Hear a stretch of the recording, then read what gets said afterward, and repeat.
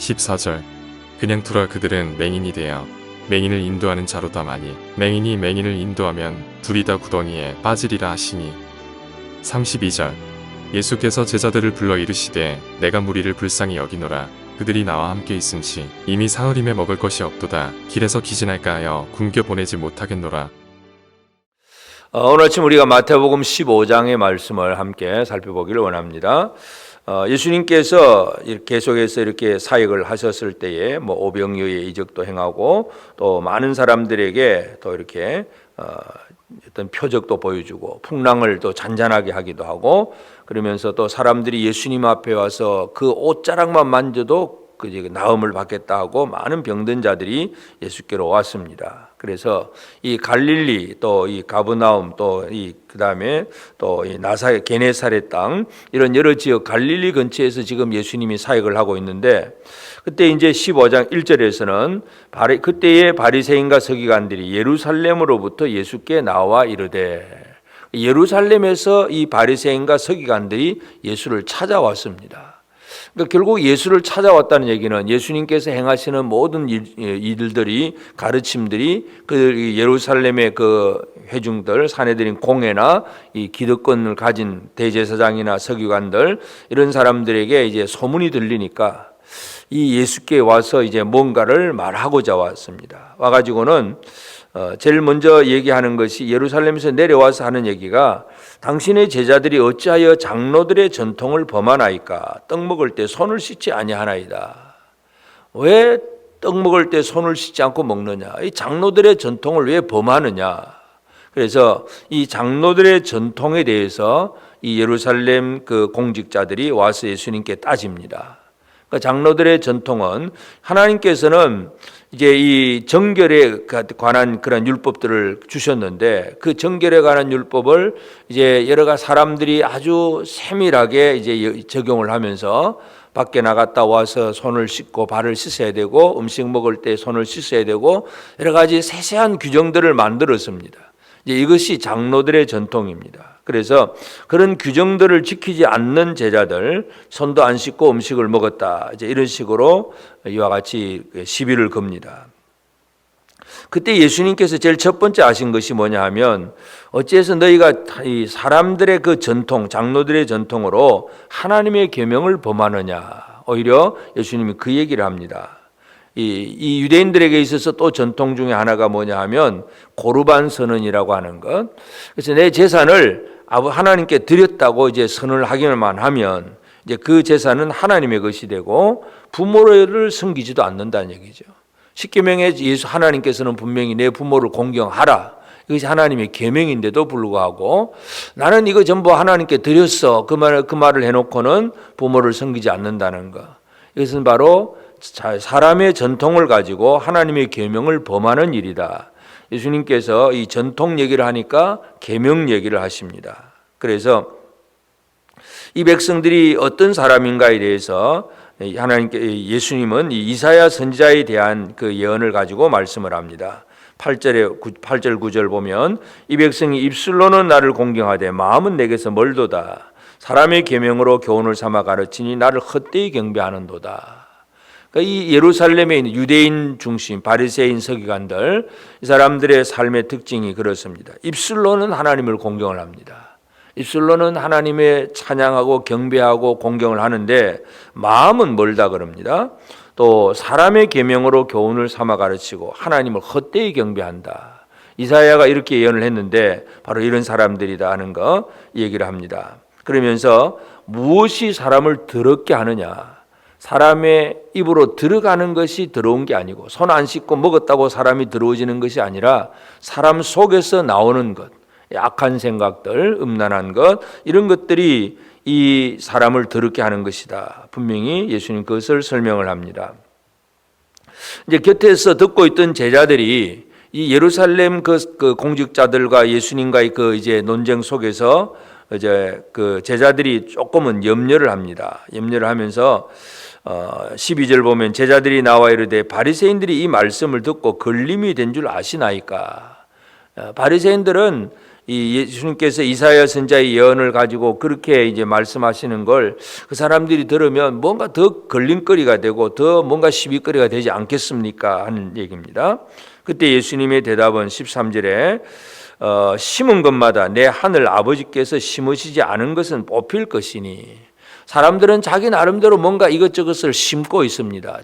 장로들의 전통, 교훈들, 사람들의 얘기들, 이걸 가지고 이건 이래야 돼 저래야 돼 막 심고 있지만, 그러나 하나님이 심지 않은 것은 다 뽑혀질 거다. 다 그것은 아무 소용이 없다는 얘기입니다. 그러면서 그냥 내버려 두라는 얘기입니다. 그들은 맹인이 되어 맹인을 인도하는 자라다. 만일 맹인이 맹인을 인도하면 둘이 다 구덩이에 빠진다.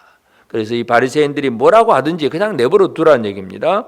그들은 맹인으로서 자기도 빠지고 남도 구덩이에 빠지게 하는 그런 사람이라는 거, 이걸 얘기하면서 진정한 더러움은 사람 속에서 나오는 것이라 하는 거. 19절, 마음에서 나오는 것은 악한 생각과 살인과 간음과 음란과 도둑질과 거짓 증언과 비방이니, 바로 이런 것들이 사람 속에서 나오고, 사람 속에서 이것이 나올 때 그 사람이 더러워진다는 것, 이것을 분명히 설명을 합니다. 그리고 그다음에 이제 21절에는 거기서 이제 또 떠납니다. 나가서 두로와 시돈 지방으로 들어갑니다. 이제는 완전히 이스라엘 지역을 벗어나서 두로와 시돈 지역으로 이렇게 더 멀리, 그러니까 예루살렘에서 갈릴리에서 또 더 이제 이방인 지역으로 두로와 시돈 지방으로 갔는데, 거기서는 또 이 이방 여자, 가나안 여자 하나가 나와서 예수님께 소리를 지르면서 주 다윗의 자손이여 나를 불쌍히 여기소서, 내 딸이 흉악하게 귀신 들렸나이다, 그런 얘기를 합니다. 하나님을 섬긴다고 하는 예루살렘 유대인들은 예수님께 나와서 시비를 걸고 이런 정통을 왜 안 지키냐고 따지고 들지만, 가나안 여자, 이방인은 오히려 예수님이 그곳에 갔을 때에 이렇게 얘기합니다. 주 다윗의 자손이여 나의 주님입니다. 그리고 다윗의 후손으로서 이 땅에 오신 하나님의 그 왕으로서 자기를 다스려 줄 뿐이라고 그렇게 얘기하면서 나를 불쌍히 여기소서, 내 딸이 흉악하게 귀신 들렸나이다. 그러니까 이방 여자는 오히려 이 진짜 우리의 마음을 힘들게 하는, 우리의 삶을 힘들게 하는 이 귀신 문제를 가지고 예수님 앞에 나와서 그 딸의 문제를 가지고 도와달라고 요청을 하고, 그런데 예수님은 한 말씀도 대답을 하지도 않습니다. 이 바리새인들이 와서, 서기관들이 왔을 때 말할 때는 바로바로 즉각 대답을 했는데, 이 가나안 여자가 얘기할 때는 말을 하지 않고, 제자들이 왜 저렇게 소리 지르는데 그걸 어떻게 좀 해달라고 소리를 보내지르니까 소리 이제 빨리빨리 어떻게 해달라고 그렇게 제자들이 요청을 하니까, 예수님이 하신 말씀이 나는 이스라엘 집에 잃어버린 양 외에는 다른 데로 보내심을 받지 아니하였다, 이렇게 선포를 합니다. 그러면서 또 여자가 또 와서 도와달라고 하니까 예수님은 자녀의 떡을 취하여서 개들에게 던짐이 마땅하지 않다. 그러니까 오히려 그 여자는 옳습니다만은 개들도 제 주인의 상에서 떨어지는 부스러기를 먹습니다. 내가 개가 되고 그저 부스러기라도 좋으니까 주의 은혜를 힘입기를 원한다는 그런 마음, 바로 이 이방인 여인에게서 나타나는 이 믿음에 대해서 예수님께서 하신 것은 여자여 내 믿음이 크도다, 내 소원대로 되라, 믿음으로 문제가 해결된다는 것을 분명히 강조하고 있고, 그래서 이 예루살렘에서 예수님께로 따지러 내려왔던 사람과 이방 여자가 예수님께 나와서 도움을 요청하는 사건이 두 가지가 비교가 되고 있습니다. 이 땅의 많은 사람들은 이처럼 하나님을 안다고 하지만 속에 더러움이 가득합니다. 또 귀신이 들어가서 아주 더러운 귀신, 흉악한 귀신이 들어가서 사람이 영적으로 더러워진 일들도 많습니다. 바로 이러한 상황 속에서 예수님은 어떤 일을 이루시느냐, 이제 오늘 우리가 이것을 잘 이해를 해야 됩니다. 사람들의 상황은 29절부터 31절도 마찬가지인데, 또 이제 다시 이제 갈릴리 호숫가에 이르니까 산에 올라가 앉았을 때 많은 무리들, 질병을 가진 자들이 나와서 예수님 앞에 고침을 받는 일들이 기록이 되고, 그 다음에 32절부터 마지막 절까지는 앞에 이제 그 오병이어의 이적이 있었는데 또 비슷하게 이제 7병이요. 보리떡이 이제는 7개고 물고기는 2마리가 되는데 또 예수님이 한 사흘 동안 같이 있었던 무리들을 불쌍히 여기고 제자들에게 먹을 것을 주라고 하니까 그 보리떡 7개 그리고 생선 2마리를 가지고 이번 전에처럼 또 나누니까 또 4,000명이 먹고도 또 7강주리를 거둡니다. 그래서 이 사람들은 이 굶주림 또 질병 또 귀신 들림 이런 것들이 이 땅에 있는 많은 사람들의 특징입니다. 그런데 예수님은 그 모든 문제를 해결해 주시는 주님이라고 하는 사실, 마태복음은 바로 그것을 기록하고 있습니다.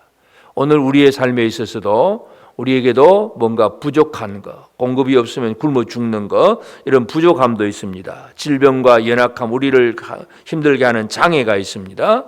또 귀신의 역할로 말미암아 우리가 이 귀신에게 휘둘리는, 그래서 우리 마음대로 무엇도 제대로 할 수 없는 연약한 존재, 이것이 바로 우리의 모습이고, 그리고 또한 우리의 속에서 나오는 이 악한 생각들로 가득 차서 이 더러움에 빠져 있는 것이 바로 우리 사람들의 이야기인데, 바로 이러한 문제들을 해결하신 이는 오직 예수밖에 없다는 것, 성경은 그 얘기를 하고 있습니다. 오늘도 우리는 이 하루를 살아가면서 우리에게 필요한 모든 것들, 영적으로나 육신적으로나 필요한 모든 것들이 참 우리는 다 뭔가가 있어야 되지만 그것을 어디에서 얻어야 되느냐 하는 부분, 예수 그리스도로 말미암아 얻는다는 것.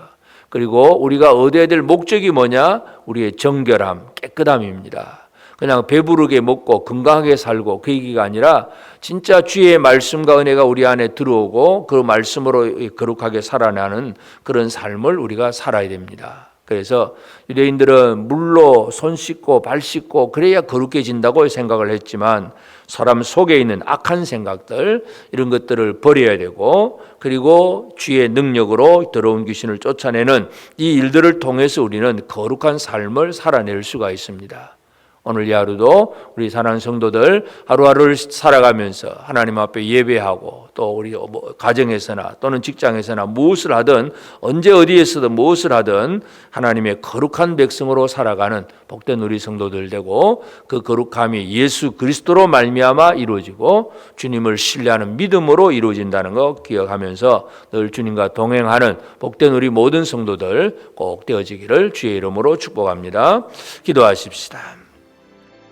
이제 오늘 받은 말씀으로 함께 기도하겠습니다. 내 안에서 나와서 나를 더럽게 만드는 악한 생각들을 거부하고 오직 성령과 말씀으로 나를 깨끗하게 하여 거룩한 성도의 삶을 살게 하옵소서. 예수께서 무리를 불쌍히 여겨서 그들의 필요를 공급하셨듯이 나의 이웃의 영과 육의 필요가 무엇임을 알고 그들의 필요를 채우는 복의 근원으로 살게 하옵소서.